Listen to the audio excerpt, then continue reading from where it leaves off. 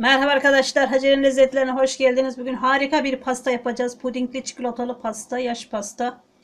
Görüyorsanız pastamızı harika. Malzemelerimiz 3 tane oda ısısında yumurtam var. Bir su bardağı şekerim var. 2 parmak eksik, tam doldurmadım. Güzelce mikserimle krema kıvamına gelene kadar çırpacağım.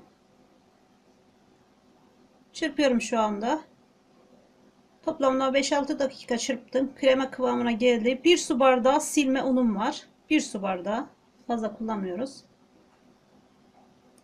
Güzelce unumu havalandırarak döküyorum. Elemedim. Bir tane şekerli vanilyam, bir tane kabartma tuzum var. Onları da ilave ediyorum içerisine. Onları da boşaltıyorum üzerine.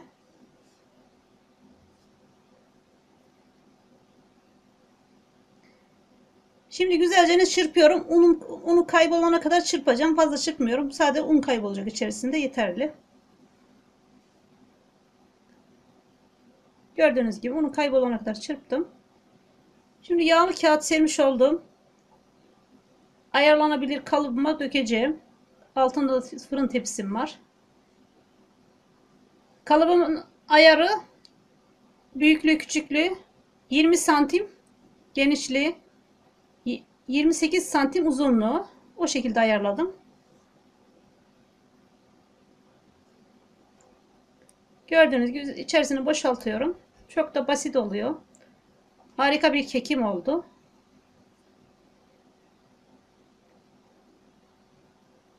Kekimi boşalttım. Spatula ile yayıyorum içerisine iyicene. Her tarafına gelecek şekilde. Şimdi ısıtmış olduğum 180 derece fırına vereceğim. Pamuk gibi kekimi pişireceğim.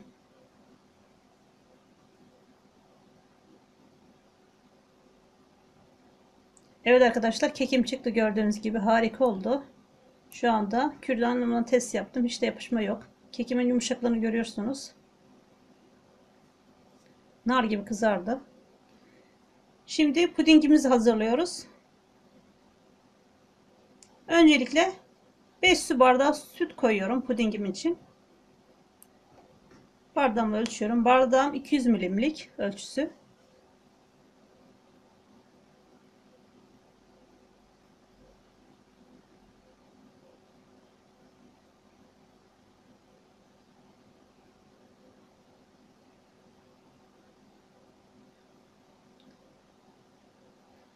Sütümü koydum. 4,5 su bardağı süt koydum. Pudingimi koyuyorum. Muzlu puding. Sade de olabilir, vanilyalı da olabilir. Ben muzlu puding yaptım. Gayet de güzel oldu. Harika oldu.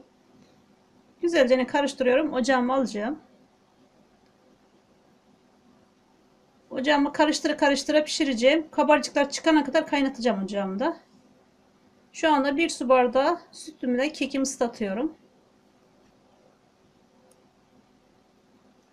Gördüğünüz gibi kekimin yumuşaklığı ne kadar belli oluyor.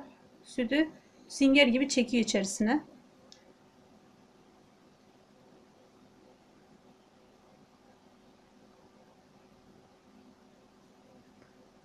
Pudingimi pişirdim. Gördüğünüz gibi.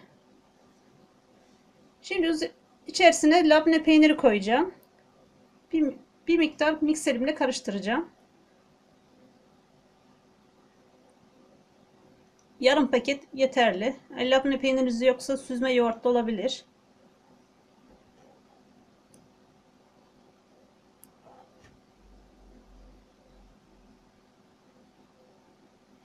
Eğer süzme yoğurdunuz da yoksa 2 çorba kaşığı tereyağı da koyabilirsiniz. O da olur. Hiç fark etmez.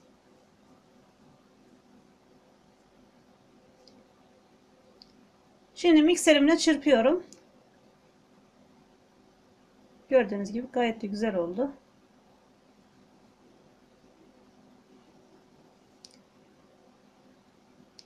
Sıcaklığı çıkan kekimin üzerine dökeceğim.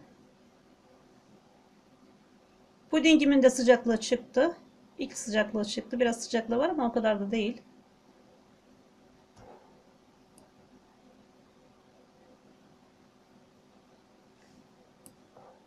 Pudingimi soğumaya alıyorum. Soğuduktan sonra dolabıma kaldıracağım. Daha sonra da üzerinin çikolatasını yapacağım. Çikolatam için, çikolata sosum için 2 su bardağı süt yeterli. Sosumu hazır kullanacağım. Hazır sostan. 1 paket çikolata sosum yeterli. Kendiniz de yapabilirsiniz.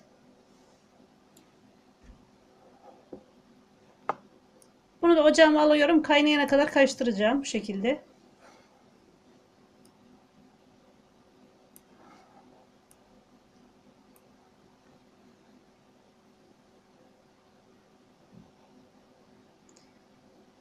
Çikolata sosumun üzerine 1 çorba kaşığı tereyağı ilave ettim. Pişerken. Sosum akıcı kıvamda olacak. Bu şekilde. Sıcak dökmemin nedeni, sıcak dökerseniz daha güzel kıvamını bulur.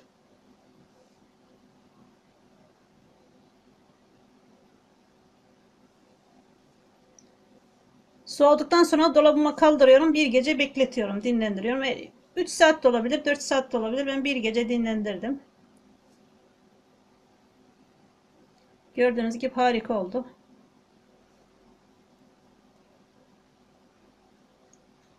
Şimdi kekimin, pastamın etrafını bıçakla geçiyorum. Kalıbımdan ayırıyorum yani.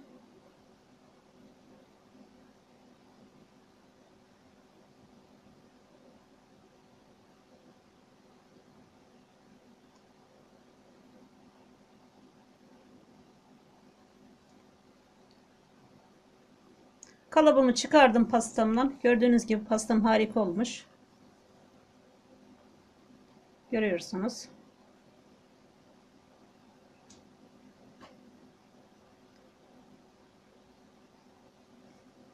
Şimdi pastamı dilimliyorum.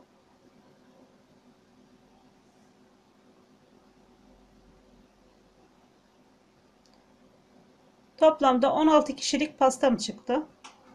Her dilimlediğimde peçeteyle bıçağımızı temizlersek daha güzel sonuç alırız. Temiz çıkar pastamız.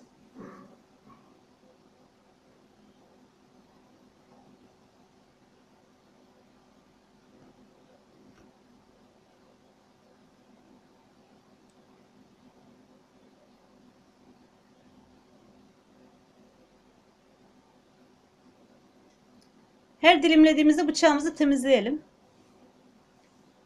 Üzerini de isteğe bağlı süsleyelim. Ben Hindistan ceviziyle süsledim. Antep fıstığı da olabilir, ceviz, fındık da olabilir. Neyle süsleyebilirsiniz? Sade de olabilir.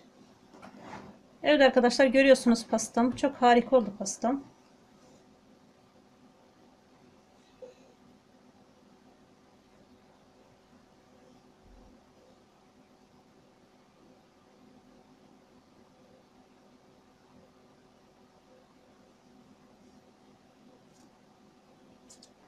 Evet arkadaşlar, beni izlediğiniz için teşekkür ediyorum.